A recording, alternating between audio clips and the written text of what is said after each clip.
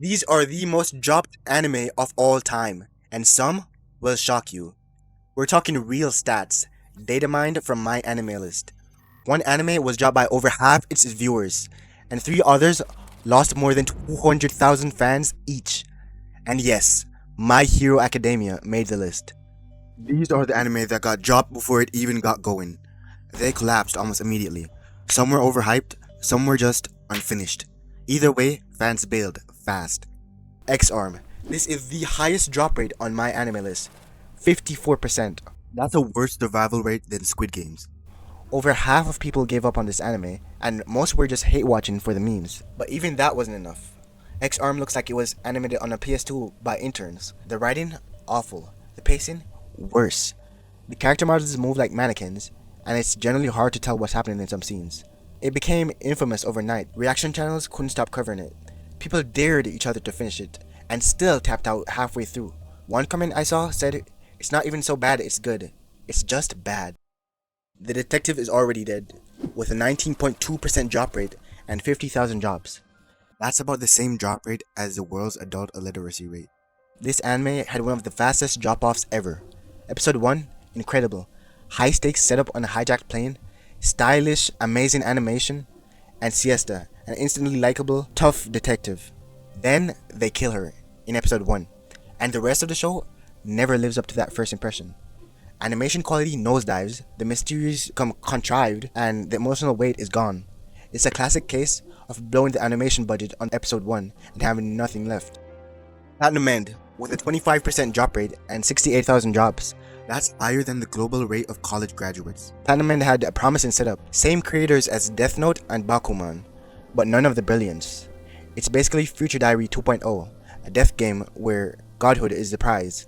Only this time, the contestants don't know who each other are, and our protagonist, Mirai, is just obsessed with a girl. The setup feels like it had potential. Each angel had different powers, each contestant had different motives, but the pacing dragged, the stakes got muddled, and Mirai's lack of drive made it hard to cure. And then the ending? A literal baby wins and becomes God, then deletes the universe by killing himself. I wish I was joking. When hype meets chaos. That was painful. But the next three? They should have been great. Amazing setups, killer potential, and still the fandom walked away. Darling in the Franxx with 95,000 drops and a 6.3% rate. This anime's ending is the reason it's here. It started strong, visually stylish with great character drama. Zero Two instantly became recognizable as an anime character of her era.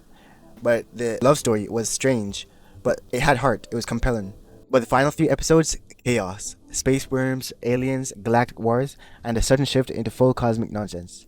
The grounded emotional drama that fans loved was replaced with abstract metaphysical battles. And the climax? It felt more like an AMV fever dream than a satisfying payoff. Reddit threads exploded. Fans went from arguing over character choices to wondering if the writers had been abducted. It's like watching a car crash in slow motion, and you can't look away. Promised Neverland Season 2.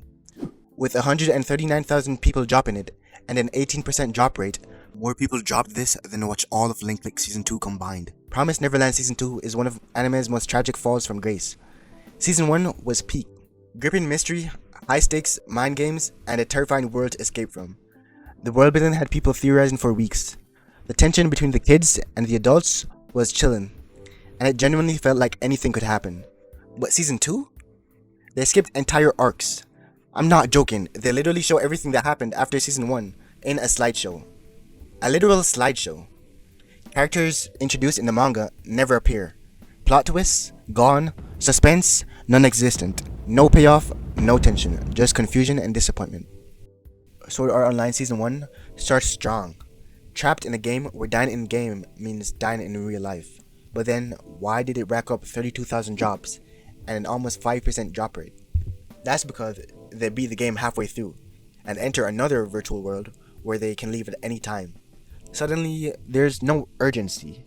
The second half also dives into creepy subplots like Asuna being repeatedly objectified and Kirito's sister falling for him. These shifts turn what could have been a genre-defining masterpiece into one of the biggest drop-offs in modern anime. And honestly, that might have been the most divisive entry so far. But what I'm really excited for is what's coming next.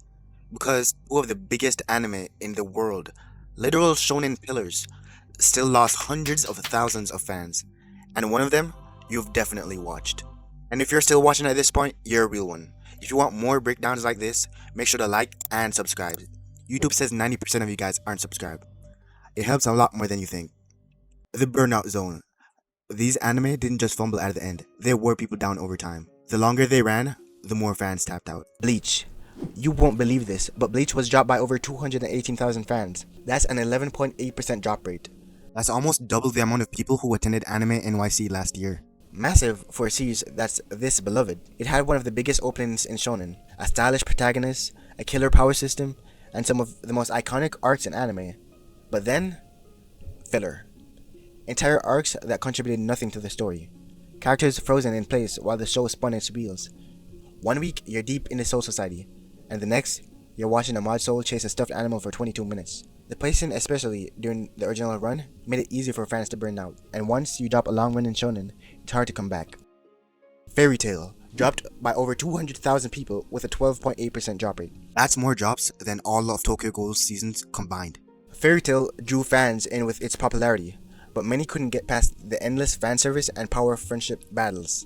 The magic system had no real limitations. Characters won fights through speeches, and arcs often ended with Deus Ex Machina. For some, it was a comforting formula. For others, it was exhausting. And after dozens of arcs that ended the same way, with the same speeches and the same last-second power-ups, it wore people down. If you've seen one arc, you've kind of seen them all. My Hero Academia, all seasons. With over 178,000 jobs and a noticeable 1.5% rate across 6 seasons, MHA's drop-off wasn't sudden, it was steady. Almost 30,000 fans dropped per season. That's an entire football stadium giving up on this anime with each new season. With Burnout especially clear by Season 5 and Season 6. The first few seasons built incredible momentum. Deku's journey from being powerless to promising, All Might's legacy, the iconic sports festival, but somewhere along the way, the tension fizzled. Story arcs dragged, emotional payoffs got buried under exposition, and fans who once felt inspired by Deku started to feel tired. Combine that with an ever-expanding cast and less focused on the main narrative, and a lot of viewers simply tapped out. Online fans described it as watching the passion slowly drain out of the series.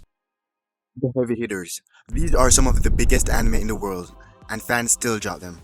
We're almost there, one more giant to go, and then the most dropped anime on all of MyAnimeList. You're not gonna believe what topped this list. One Piece. This one hurts. One Piece has over 200,000 drops, but it's not because it's bad. The pacing, the filler, and the sheer length, over 1,000 episodes, make it a daunting task. For new fans, it's intimidating. For others, they hit a slow arc and never came back. Some dropped before the real story even began. Some dropped because they thought it was too goofy at first. And some just didn't have the time. But make no mistake, One Piece is a masterpiece. If you haven't given it a real shot, you're missing out on something truly special. Now, the final entry on our list. What happens when over 70% of a show is filler? You get the most dropped anime on MyAnimeList, Boruto, with over 233,000 drops and a 29% drop rate.